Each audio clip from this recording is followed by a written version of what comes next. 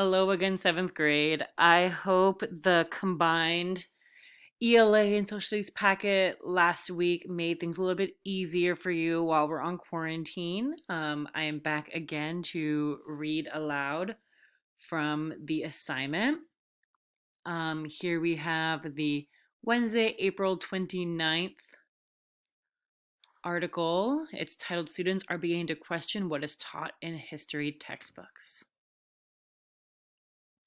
Columbus discovered America. Pilgrims were loyal friends to the Native Americans. John Smith and Pocahontas were a loving couple with a happy ending. Like many of us, 16-year-old Tory Blackney accepted these accounts as the truth. At his high school in Washington, D.C., students are getting a dose of reality. They are learning history from the viewpoint of groups who are often left out of it, like African Americans, Hispanics, Asians, and women. In addition to textbooks, teachers are drawing on resources provided by the Zinn Education Project, ZEP. The group is named for the pioneering historian Howard Zinn, the author of A People's History of the United States. The organization offers hundreds of free lesson plans and guides for teachers. It also recommends books, films, and other websites.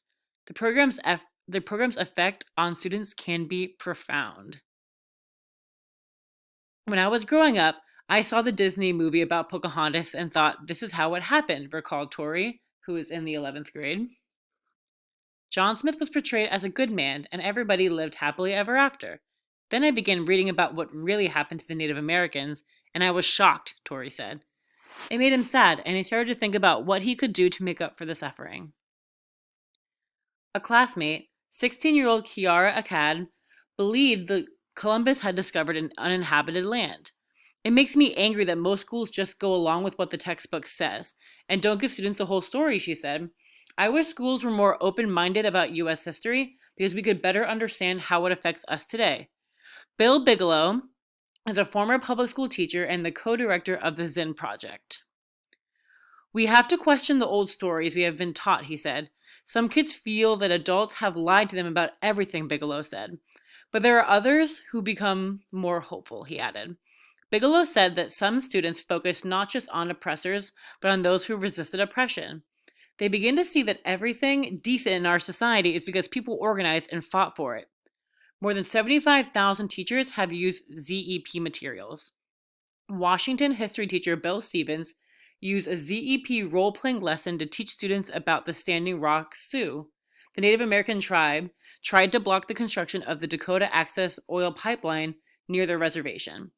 In class, students took on the roles of 5 groups with different positions. They argued from their group's point of view. In March 2017, the class joined hundreds of other students to support the Native Nations Rise March in the White House, to the White House. Some of them have also begun a campaign to change the name of the Washington Redskins football team. They say that the name is racist. The students of one school put Columbus on trial in mock court for terrorism, slavery, and murder. A jury found the 15th century explorer unworthy of a national holiday. They began a drive to rename Columbus Day Indigenous Peoples Day. So far, they have collected about 500 signatures and have asked the D.C. Council to hold hearings on the issue. It's ridiculous to honor Columbus, Kiara said. There's a statue of him at Union Station. It's like saying, welcome to Washington, we like racists. The students say it will be tough to get the name changed. Behind every beloved historical myth is an ugly truth, and many people will not face them. Every year, families gather to celebrate Thanksgiving, yet few remember that after Native Americans offered help to the starving colonists, the colonists nearly wiped them out. Still, the students are determined to spread the message of more inclusive history that shows the good and the bad, as they learn how ordinary people struggled against oppression. They are learning how to fight for their future. Tori said he's grateful for all the people in the past who were brave enough to stand up for what is right, to live in a world where we are not discriminated by color or sex. I will have to be like them. All right, and now your assignment for this reading is to answer this question. Based on the characteristics of a totalitarian government, do you think that the students speaking out in this article live under a totalitarian government?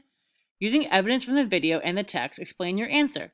Your response should be at least 3 paragraphs using the 2-seek model. The graphic organizer is in the Google Classroom as your guide. Each paragraph should be 5 to 7 sentences. You will be graded for the mechanics, including punctuation and grammar.